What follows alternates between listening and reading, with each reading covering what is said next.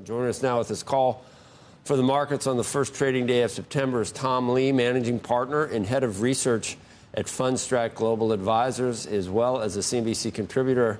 And all along, Tom, when you've made these prescient calls, some of them even short term, it had to do with positive surprises on inflation. And is that going to be enough from here on out to keep the market headed higher, or have we shifted to growth worries now?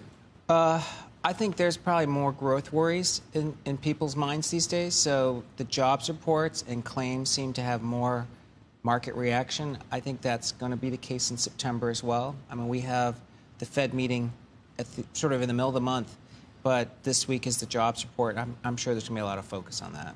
Right. So what kept you positive was that the numbers were always, for the market, they were better than people were thinking. Is that going to continue to be the case? But it's no longer inflation, it's now growth. So growth will continue pretty good. Jobs will continue pretty good. You're not worried about another growth scare like we had 6 weeks ago? Yes, I think that the growth scare is what everyone's worried about, because the July jobs report was kind of a shock to markets, and that's part of how we had that Tokyo Black Monday. I think this jobs report for August is going to show a nice rebound for growth in jobs.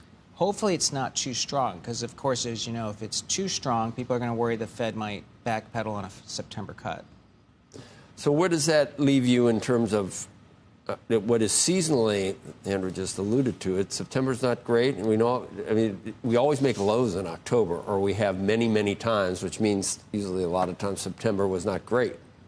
I think investors should be cautious for the next 8 weeks. You know, September. Next 8 weeks, be cautious.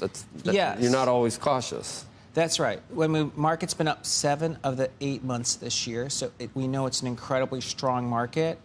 But we also have the September cuts, and we have the election, things that'll get people nervous. I think in the next 8 weeks, people get a chance to buy. So I think it's good to be cautious, but just ready to buy that dip. You have, because you're fearless and you'll say anything, you have in the past actually talked about election-related trades and Trump trades. And do you see anything going on now that indicates anything to you? Bitcoin hasn't been acting very well. Yeah, Bitcoin hasn't acted well. The two things we're watching to sort of look at how election probabilities are weighed is Bitcoin and energy.